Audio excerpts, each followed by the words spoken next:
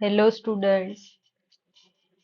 So today we are discussing about the medical surgical asepsis. Okay. So what is medical surgical asepsis? So medical surgical asepsis क्या है और उसमें क्या क्या include होता है, जैसे कि कोई भी जब भी हॉस्पिटल में कोई भी प्रोसीजर होती है तो उसमें हमें कौन कौन से प्रिंसिपल्स जो है वो फॉलो करने हैं, या तो कौन कौन सी इंस्ट्रक्शंस हमें मिलती है उसके हिसाब से हमें प्रोसीजर करनी है। तो ये सारी चीजें हम इस मेडिकल सर्जिकल एसेप्सिस के लेक्चर में डिस्कस करेंगे। Okay, so first is our introduction. So introduction is the asepsis means the absence of disease, the asepsis means the absence of disease causing microorganisms. Okay, asepsis का मतलब क्या है? Okay, ये जो sepsis और asepsis इन दोनों के बीच का डिफरेंस क्या है? सेप्सिस मतलब कि किसी भी तरीके का इन्फेक्शन या तो माइक्रो ऑर्गेनिज्म जो है वो आप पेशेंट की बॉडी में प्रेजेंट है। ओके, उसको हम बोलेंगे सेप्सिस। और एसेप्सिस मतलब कि absence of disease causing micro organism. मतलब एसेप्सिस का मतलब है कि जो भी माइक्रो ऑर्गेनिज्म है, इन्फेक्शियस एजेंट है, वो पेशेंट की बॉडी में से नहीं है। ओके, सो एसेप्सिस मतलब कि जो भी पेशेंट की बॉडी में कोई भी डिजीज है, या तो डिजीज कॉजिंग माइक्रो ऑर्गेनिज्म है या तो इन्फेक्शन है, उसे हमें रिमूव करना है। ओके, उसे हम क्या बोलते हैं? Aseptic technique. ओके, जो भी माइक्रो ऑर्गेनिज्म है उसे रिमूव करने के लिए हम जो भी प्रोसीजर करते हैं उसे बोलते हैं एसेप्टिक टेक्निक। ओके, सो ये क्या है कि it helps to prevent health care associated infections. Okay, जब भी आप हॉस्पिटल साइड जाओगे, जो भी पेशेंट के कांटेक्ट में आओगे, तो आपको पता चलेगा कि ये जो एसेप्सिस है वो कितना इम्पोर्टेंट है। कि जो भी हेल्थ केयर एसोसिएटेड इन्फेक्शंस होता है, जनरली नोजोकोमियल इन्फेक्शन जो है वो हमें हॉस्पिटल साइड देखने को मिलता है। ओके, ये इन्फेक्शन है, इसकी वजह से पेशेंट जो है उसमें हमें डिजीज कॉजिंग माइक्रो ऑर्गेनिजम्स है वो मिलते हैं, क्योंकि हॉस्पिटल है वहां पे। तो हॉस्पिटल में जितने भी इन्फेक्टेड पर्सन जो भी होते हैं वो ही वहां पे प्रेजेंट होते हैं, और नॉन इन्फेक्टेड पर्सन भी होते हैं। लेकिन जो इन्फेक्टेड पर्सन है उनके कांटेक्ट में अगर नॉन इन्फेक्टेड पर्सन आता है तो उसे भी इन्फेक्शन लगने के चांसेस होते हैं। तो इस तरीके का जो इन्फेक्शन स्प्रेडेशन होता है तो उसे हम बोलते हैं health care associated infections. Okay, ये जो मेडिकल एसेप्सिस, सॉरी, एसेप्सिस जो भी है वो दो टाइप के होते हैं। पहला है मेडिकल एसेप्सिस और दूसरा है सर्जिकल एसेप्सिस।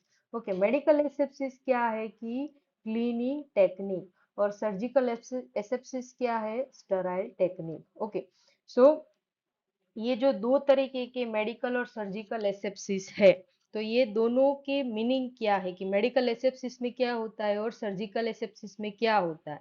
तो मेडिकल एसेप्सिस में होता है कि क्लीनिंग टेक्निक। की मेडिकल एसेप्सिस मतलब कि इतनी हम जो भी प्रोसीजर होती है उसमें हमें इन डेप्थ स्टरिलाइजेशन नहीं यूज करना पड़ता है। और सर्जिकल एसेप्सिस मतलब कि स्टराइल टेक्निक की, जैसे कि ऑपरेशन थिएटर है, उसमें अगर किसी भी पेशेंट का ऑपरेशन चल रहा है या तो इंसिजन कट लगाया है पेशेंट की बॉडी में, तो वहां पे हमें कंपलसरी स्टराइल टेक्निक ही यूज करनी पड़ती है।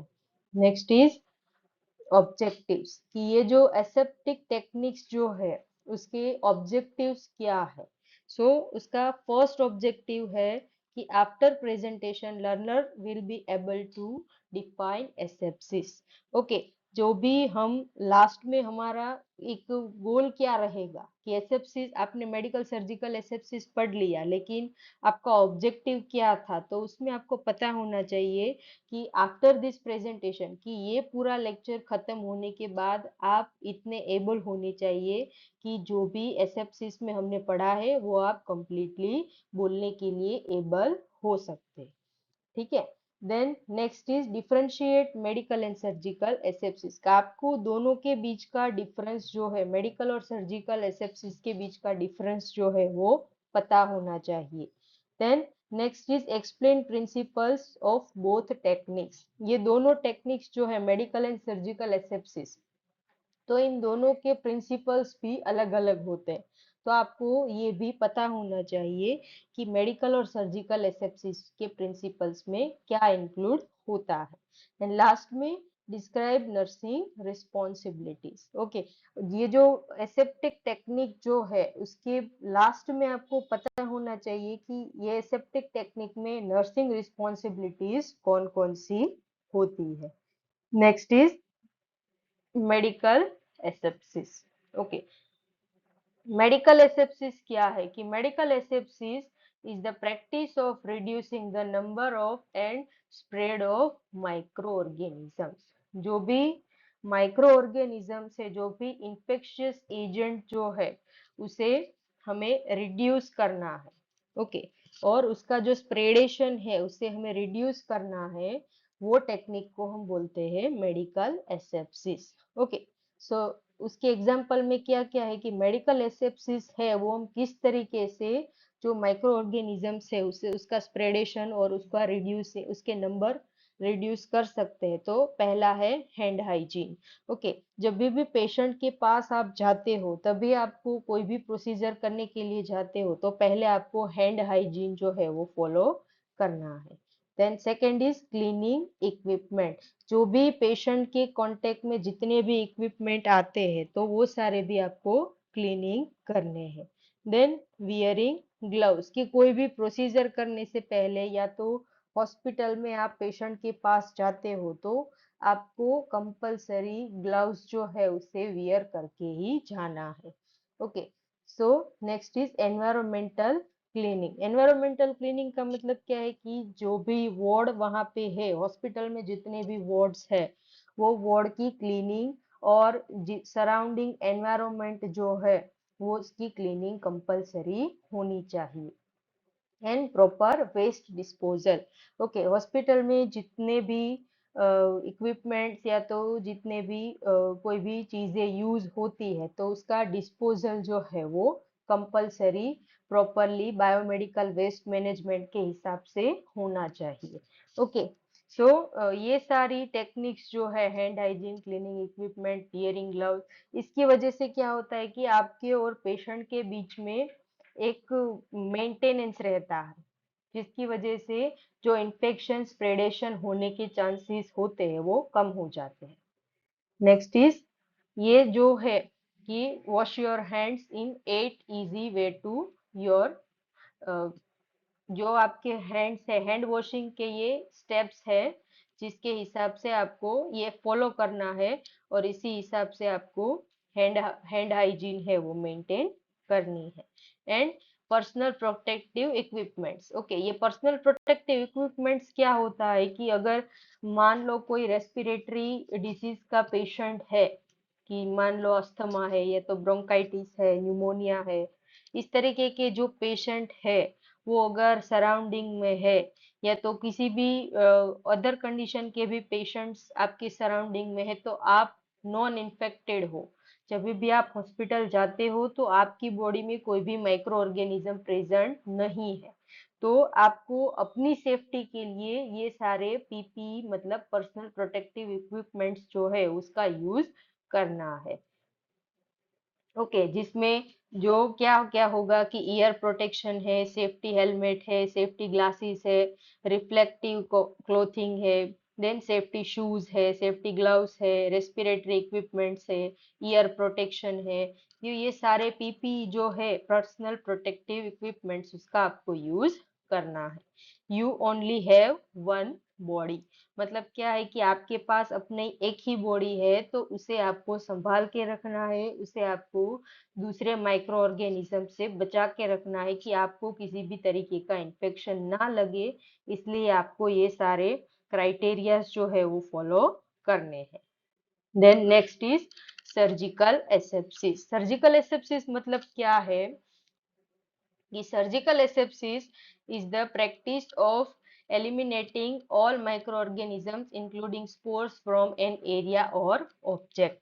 ओके, सो सर्जिकल एसेप्सिस क्या है? मेडिकल एसेप्सिस में जब भी हम कोई भी क्लीनिंग करते हैं या तो हाइजीन मेंटेन करते हैं, तो कोई भी बैक्टीरिया होता है या तो माइक्रो ऑर्गेनिजम्स प्रेजेंट होते हैं, उसके स्पोर्स जो है वो मेडिकल एसेप्टिक टेक्निक से किल नहीं होते हैं।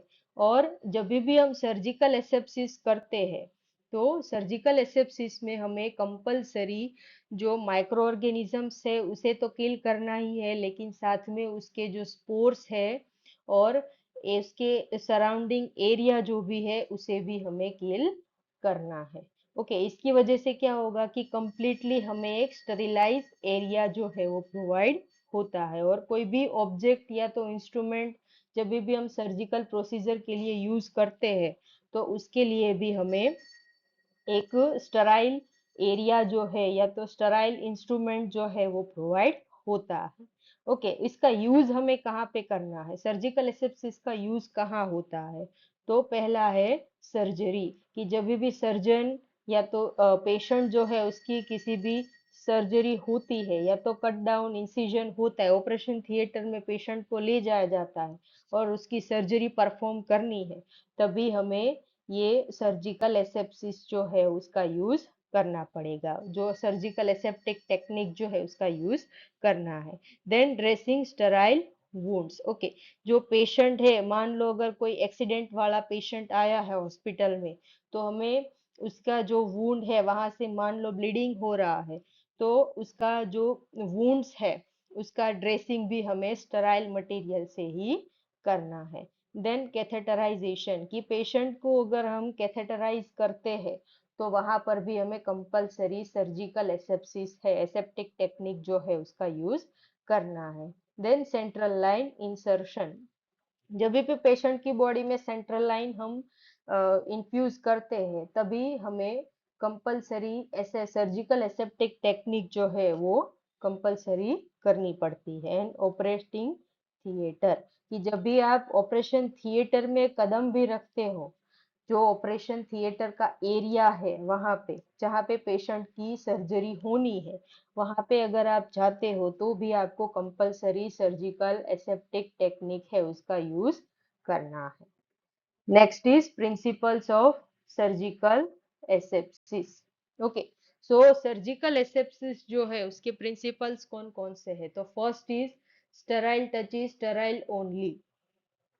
मतलब क्या है कि sterile touch is sterile only, मतलब कि जो ऑपरेशन थिएटर में जो भी सर्जन है या तो डॉक्टर जो है वो सर्जरी परफॉर्म कर रहा है, तो कंपलसरी जो पर्सन जो सर्जन है उसे भी स्टेराइल होना है, और वो जो भी चीजों को छुएगा वो भी स्टेराइल होनी चाहिए। जो भी इक्विपमेंट है, जो भी वहां पे प्रेजेंट है, तो वो सारी चीजें भी स्टेराइल होनी चाहिए। मतलब कि अगर कोई भी सर्जन प्रोसीजर कर रहा है तो वो खुद भी स्टेराइल होना चाहिए, और वहाँ के इंस्ट्रूमेंट्स और इक्विपमेंट्स है वो भी स्टेराइल होने चाहिए। Then keep sterile field dry. Okay, जो स्टेराइल फील्ड एरिया है जहाँ पे हमने स्टेरिलाइजेशन किया है, मान लो कि बहुत सारे इक्विपमेंट्स है वो हमने स्टेरिलाइज कर दिए, और उसके बाद हम उसे रखेंगे कहाँ? तो जिसमें भी जो जगह पर हम स्टेरिलाइज इक्विपमेंट्स रख रहे हैं वो एरिया कंपलसरी ड्राई होना चाहिए। ओके, स्टेरिलाइज तो होना ही चाहिए और साथ में ड्राई भी होना चाहिए। Do not reach over sterile field. Okay, कि जो भी इक्विपमेंट्स या तो कोई भी सामान हमने स्टरिलाइज किया हुआ जो रखा है, वहां पे जहाँ पे स्टराइल एरिया है वहीं पर हमें वो सामान वो इक्विपमेंट्स रखने हैं। Then sterile objects remain above waist level. Okay, जो भी स्टराइल इक्विपमेंट्स है या तो ऑब्जेक्ट है कोई भी, तो वो आपको अपनी वेस्ट से अबोव रखना है। ओके, वेस्ट के नीचे आपको कोई भी स्टराइल सामान नहीं रखना है, क्योंकि वो एरिया कभी भी स्टराइल नहीं होता है। Then if sterility is doubtful consider it contaminated. Okay, अगर आपको डाउट लग रहा है कि ये जो इक्विपमेंट है या तो ये ऑब्जेक्ट है वो अभी मुझे पता नहीं है कि स्टराइल हुआ है या नहीं, तो आपको उसे किस में कंसीडर करना है, कंटामिनेटेड में, कि ये स्टराइल नहीं है, इसमें ही आपको कंपल्सरी कंसीडर करना है। Then open sterile packages carefully. जो पैकेजिंग होता है कोई भी इक्विपमेंट में या तो कोई भी ऑब्जेक्ट का, तो आपको उसको एक केयरफुली आपको ओपन करना है। ओके, ऐसे नहीं है कि आया और खोल दिया और दे दिया। ओके, इस तरीके से आपको कोई भी चीजें नहीं लेनी है। स्टराइल एरिया है तो आपको कंपलसरी स्टरिलिटी जो है उसे मेंटेन करना है। Next is difference between medical and surgical asepsis. Okay, medical and surgical asepsis का डिफरेंस क्या है? तो पहला पॉइंट है क्लीन टेक्निक। ओके, पहला पॉइंट है कि मेडिकल एसेप्सिस में क्या होगा कि क्लीनिंग टेक्निक जो है वो मेडिकल एसेप्सिस में होती है, और सर्जिकल में क्या होता है उसी के हिसाब से स्टराइल टेक्निक। ओके, जो स्टरिलिटी है, स्टरिलाइजेशन है, मेथड्स जितनी भी है वो सारी इसमें करनी पड़ती है। देन मेडिकल एसेप्सिस में क्या होगा कि reduces micro organisms. Okay, medical asepsis में होगा कि जो माइक्रो ऑर्गेनिजम्स है उसे हम सिर्फ और सिर्फ रिड्यूस कर सकते हैं, और इसमें एलिमिनेट ऑल माइक्रो ऑर्गेनिजम्स, कि इसमें हमें कंप्लीटली एलिमिनेट करना है माइक्रो ऑर्गेनिजम्स को। और इसमें क्या है मेडिकल एसेप्सिस में कि यूज्ड इन रूटीन केयर। जो मेडिकल एसेप्सिस है वो जनरली जितने भी पीपल्स है वो अपने रूटीन केयर में यूज करते हैं, used in invasive procedures. Okay, कि जब भी सर्जिकल प्रोसीजर्स होती है उसी में हमें कंपलसरी सर्जिकल एसेप्सिस है उसका यूज करना है। ये मेडिकल एसेप्सिस है, इसमें आप क्लीन ग्लव्स है उसका यूज कर सकते हो। और जो सर्जिकल एसेप्सिस में आपको कंपलसरी स्टराइल ग्लव्स जो है, कोई भी सर्जिकल प्रोसीजर कर रहे हैं या तो कोई भी ऐसा एरिया है कि पेशेंट को आप ड्रेसिंग कर रहे हो, तो कंपलसरी आपको स्टराइल एरिया जो है, स्टराइल ग्लव्स जो है उसका यूज करना है। देन मेडिकल एसेप्सिस में होगा क्लीनिंग एंड डिसइंफेक्शन। जो मेडिकल एसेप्सिस है उसमें कंपलसरी क्लीनिंग होगा और डिसइंफेक्शन जो है वो होता है। एंड सर्जिकल एसेप्सिस में कंपलसरी स्टरिलाइजेशन की मेथड्स ही यूज होती है। कोई भी ऑब्जेक्ट है या तो कुछ भी है, ऑब्जेक्ट इंस्ट्रूमेंट्स है, कुछ भी है, और उसको आपको सर्जिकल प्रोसीजर में लेना है तो कंपलसरी उसका स्टरिलाइजेशन होना होता है। Next is nursing responsibilities. So nursing responsibilities क्या है कि जब भी मेडिकल एंड सर्जिकल एसेप्सिस होते हैं तो नर्सिंग की क्या रिस्पॉन्सिबिलिटी, नर्सिस जो होती है उसकी क्या रिस्पॉन्सिबिलिटी होती है? तो पहला है मेंटेन हैंड हाइजीन। जब भी आप पेशेंट के पास जा रहे हो या तो पेशेंट आपके पास आ रहा है या तो कोई भी ऐसे आपको बेड छुआ है या तो पेशेंट की कोई भी चीज आपने छुई है, तो कंपलसरी आपको अपनी हैंड हाइजीन जो है वो मेंटेन करनी है। Then next is follow infection control protocols. जितने भी इन्फेक्शन कंट्रोल के प्रोटोकॉल्स है उसे कंपलसरी फॉलो करना है। Use PPE correctly. Okay, personal protective equipments जो है उसका आपको कंपलसरी यूज करना है। Then maintain sterile field. Okay, जितने जो भी स्टराइल एरिया है वो आपको कंपलसरी मेंटेन करना है। Educate patients and care givers. जो पेशेंट है उसे इस बारे में किसी भी तरीके का नॉलेज नहीं होगा, तो आपको पेशेंट को हेल्थ एजुकेशन देना है, और उसकी जो रिलेटिव्स है, उसके जो केयर गिवर्स है, उसको भी आपको हेल्थ एजुकेशन जो है वो देना पड़ेगा। And report branches in aseptic technique. Okay, जितने भी ब्रांचेस है एसेप्टिक टेक्निक के, उसको आपको रिपोर्ट करना पड़ेगा। Then next is advantages. So medical and surgical asepsis जो है उसमें कितने भी कौन कौन से ऐसे एडवांटेजेस होते हैं? तो पहला है प्रिवेंट्स इन्फेक्शन। ओके, इससे जो भी इन्फेक्शन का स्प्रेडेशन है वो डिक्रीज होता है। Next is promotes patient safety. Okay, ये जो पेशेंट की सेफ्टी है उसे प्रमोट करता है, कि पेशेंट की जो डिजीज कंडीशन है उसे रिकवर करने में कम हमें यूजफुल होता है, हेल्पफुल होता है। Then reduces hospital acquired infections. Okay, ये जो medical and surgical aseptic techniques जो है उसके हिसाब से हम जो HAI जो है मतलब कि हॉस्पिटल एक्वायर्ड इन्फेक्शंस जो है उसे हम रिड्यूस कर सकते हैं। एंड इम्प्रूव्स वुंड हीलिंग, कि पेशेंट को अगर ओपन वुंड है तो उसमें वो हील होने में थोड़ा इम्प्रूवमेंट होता है। And reduces health care cost. Okay, जो एडवांटेजेस मतलब कि जो भी हायर प्रोफाइल, जो भी हायर ऑटोक्लेविंग है या तो कोई भी स्टरिलाइजेशन होता है तो उसमें हमें जो उसका कॉस्ट होता है वो बहुत ज्यादा होता है। तो उसके हिसाब से ये जो medical and surgical aseptic technique के हिसाब से वो कॉस्ट जो है उसे हम रिड्यूस कर सकते हैं। Then conclusion. सो पूरे लेक्चर के दौरान हमें पूरा एक कंक्लूजन क्या निकलता है कि आपको क्या क्या समझ में आया है। तो पहला है कि medical and surgical asepsis are essential infection prevention measures. Okay, एक एसेंशियल इन्फेक्शन प्रिवेंशन मेजर्स है कि जिसके हिसाब से हम जो इन्फेक्शन है उसे कंट्रोल कर सकते हैं। Proper aseptic techniques protect patients and health care workers. जो भी हॉस्पिटल जो है उसमें अगर प्रॉपर तरीके से एसेप्टिक टेक्निक का यूज होता है और इसके हिसाब से क्या होगा कि जो पेशेंट है उसे भी हम डिजीज से प्रोटेक्ट कर सकेंगे और जो भी उसके हेल्थ केयर स्टाफ है जैसे कि स्टाफ नर्सिस होती है, डॉक्टर्स होते हैं, दूसरे वर्कर्स होते हैं, फिजिशियंस होता है, डाइटिशियंस होता है, तो इन सब को भी हम प्रोटेक्ट कर सकते हैं। Then every nurses must strictly follow aseptic principles to provide safe and quality care. Okay, जो नर्सिस होती है उसे स्ट्रिक्टली एसेप्टिक टेक्निक्स जो है वो कंपलसरी फॉलो करनी है, उसके प्रिंसिपल्स जो है वो फॉलो करने हैं जिसके हिसाब से हम पेशेंट को एक क्वालिटी ऑफ लाइफ और क्वालिटी ऑफ केयर जो है वो प्रोवाइड कर सकते हैं। The next is questions. Okay, so आपकी एग्जाम्स में ये एसेप्सिस के रिगार्डिंग कुछ क्वेश्चंस पूछे जाते हैं, तो वो इससे आप देख सकते हो और इसी के हिसाब से आप जो भी क्वेश्चंस है वो राइट डाउन कर सकते हो। अगर कोई भी आपको क्वेरी है तो आप मुझे कमेंट बॉक्स में पूछ सकते हो। Then thank you.